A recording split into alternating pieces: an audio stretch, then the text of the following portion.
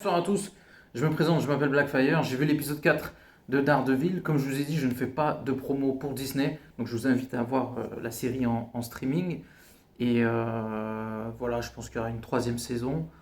En fait, c'est compliqué pour moi parce que paradoxalement, je ne veux pas faire de la promotion pour Disney et en même temps, j'ai envie que Daredevil continue. Donc je suis un peu dans une position un peu délicate. Alors les gens ils vont dire que c'est pour l'argent. Non, c'est juste parce que je suis un fan.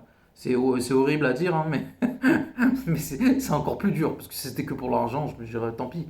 Mais là, c'est vraiment parce que je suis fan, et encore une fois, comme je vous ai dit, je le dis avec conviction, et je ne changerai pas d'avis là-dessus. Et vous pouvez voir même la différence, parce que moi, ça me met dans une position compliquée, et pour ceux qui peuvent dire des choses comme quoi, ou éventuellement, je serai un hypocrite, si tu compares le travail que j'ai fait au début, avant l'affaire Epstein, et maintenant, tu vois qu'il y a quand même beaucoup de choses du MCU que je ne parle pas. Wonder Man, j'ai pas fait de critique. Daredevil, c'est un peu particulier, parce qu'en plus, je peux trouver le moyen de trouver une porte de sortie. Parce que comme vous le savez, Daredevil sera dans Spider-Man, donc je peux trouver une porte de sortie. C'est pareil pour les X-Men et Wolverine, même les Avengers. Mais il y a des choses que je pourrais plus faire, et puis c'est pas grave. On va parler du rapport Murdoch, un des meilleurs comics auto de Daredevil. Quand je vous ai dit que je connaissais Daredevil, je ne suis pas un blagueur. C'est un des meilleurs comics de Daredevil. Il y en a d'autres, je ne me rappelle même plus, en plus. Donc on va avancer, on va accélérer un peu. Donc jusqu'ici, il n'y a rien d'extraordinaire au début. Voilà, ça pose des choses extrêmement bien dessinées. De mémoire, cet homme, il a quelque chose de particulier et d'intéressant. Et c'est ça qui est intéressant avec le rapport Murdoch, c'est que ça prend des personnages et des situations et ça parle de leur euh, complexité. Donc je crois que le gars, c'est un ancien mafieux, ou c'est quelqu'un de très important, mais mafieux. Je pense pas que Daredevil est connecté à cette histoire. Dans toute l'histoire, c'est un peu particulière. Donc déjà, on voit que c'est bien dessiné et tout. Donc il est impliqué dans quelque chose. Je sais pas quoi vous dire sur ça. Euh, c'est très bien fait. On voit que voilà, le gars que je vous ai dit, c'est un mafieux qui massacre des gens, un mercenaire. Et voilà, c'est en noir et blanc. Et en fait, vraiment, d'un point de vue visuel, c'est 10 sur 10. On passe d'un niveau à un autre. C'est juste extraordinaire. Et voilà, c'est la puissance de Daredevil. Voilà. Déjà, on voit un peu l'ancien Daredevil, comment il était. Donc, ce que vous voyez dans She-Hulk, c'est bien fait. Ça va vous surprendre, mais c'est vrai que c'est bien fait dans le sens où Daredevil était comme ça à l'époque. C'est pas une invention du MCU, il était comme ça dans les comics. Et il faut avouer que le costume est bien fait. Après, voilà, il y a des choses à critiquer dans She-Hulk, mais il faut avouer que Daredevil, c'est le meilleur épisode même de She-Hulk. Et est-ce que ça aurait pu être mieux fait? Sûrement. Après, c'est compliqué parce que vu que Daredevil se retrouve dans She-Hulk, au sens, excusez-moi, du scénario, on n'est pas dans une vibe Daredevil, on est dans une vibe She-Hulk, donc ce qui en fait quelque chose de totalement différent. Alors c'est un peu compliqué, je vais essayer de vous résumer les choses parce que voilà, en fait cet homme a connu Daredevil et si vous voulez, dans les comics précédents, l'identité de Daredevil a été exposée et tout le monde dit que Daredevil est Matt Murdock. Le problème c'est que il n'y a pas la preuve que c'est vrai, on a juste entendu des gens le dire à un mec du FBI, mais il n'a pas la preuve que Daredevil est Matt Murdock. En fait, c'est quelqu'un qui savait que Fisk savait, donc du coup il l'a dit à un mec du FBI et du coup ils ont fait passer le mot pour que justement ce soit l'enfer pour Daredevil parce que tout le monde connaissait son identité. Donc on continue avec ce mafieux qui avait un rapport avec Daredevil par le passé. C'est un comics extraordinaire. C'est même pas que c'est bien, c'est extraordinaire. Donc on voit Gladiator, Melvin que vous voyez dans la saison 1, 2, 3 de Daredevil. Dommage qu'on ne le voit plus. Après, je ne sais pas ce qu'on pourrait raconter de plus, en tout cas par rapport à ce que c'est la série Daredevil. Donc voilà, on voit un personnage qui se fait massacrer. Et il me semble que c'est Matt Murdock. En plus, c'est vraiment Matt Murdock, habillé en Daredevil, enfin sous sa chemise qui est déboutonnée. Donc après, voilà, je ne sais pas ce qui se passe après. Voilà, en fait, ça remonte dans le passé, ça part des personnages et tout ça. C'est vraiment un comics de fou malade. Il y a quelqu'un qui va se faire passer pour Daredevil avec le costume de l'époque. Je pense que c'est une référence directe aux comics auparavant. Je n'ai pas lu ces comics-là, donc je ne sais pas ce que ça vaut. Mais on est en plein, vous savez, dans les films noirs un peu des années 30, avec le mélange des années 90 et 2000 et après. Et c'est extrêmement réussi.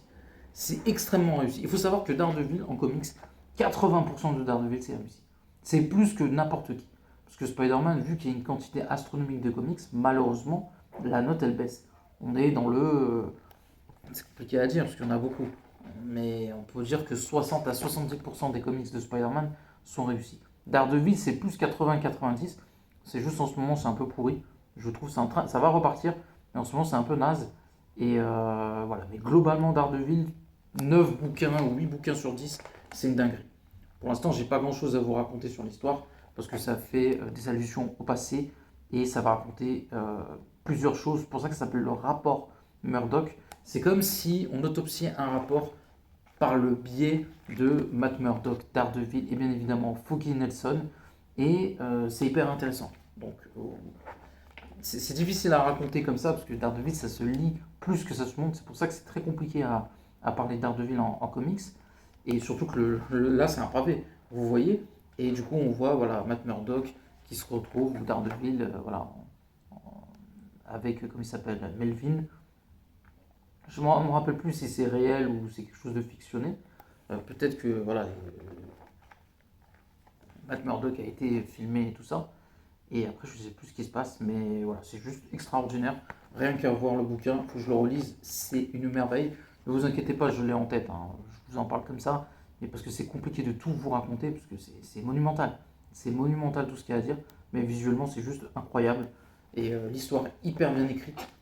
Et en fait, c'est long. Je pourrais même pas tout vous raconter comme ça d'un coup. Je suis obligé de séquencer. C'est comme la saga du clown. Je peux pas tout vous raconter sur Spider-Man comme ça. Bah, cette histoire, c'est un peu la même chose. Donc, du coup, on avance. Voilà, ils essayent de piéger Daredevil en le filmant. Sauf que bah, Matt Murdock ne se laisse pas faire. Là, il y a un autre méchant de Daredevil. Parce que justement, le rapport Murdock, en fait, ça raconte les événements qu'il y a eu dans l'histoire de Daredevil par le passé, par le présent et plus ou moins dans le futur. Et c'est hyper intéressant. Et voilà, on voit qu'il. Je connais pas le mec contre qui il se bat, je le connais absolument pas. Je sais pas qui c'est. J'ai jamais vu. C'est pas un personnage, je pense, pas emblématique. Et ben en fait, c'était Melvin qui était déguisé. Voilà. On va avancer un tout petit peu. Donc on voit que voilà, Foggy Nelson, qui est l'avocat de Matt Murdock, parce que tout le monde sait que Matt Murdock est Daredevil, sauf qu'ils n'ont pas la preuve. C'est pour ça que c'est fou en fait. Tout le monde est vu parce que les gars ils se disent mais en fait le mec il est aveugle. Donc comment il peut être Daredevil?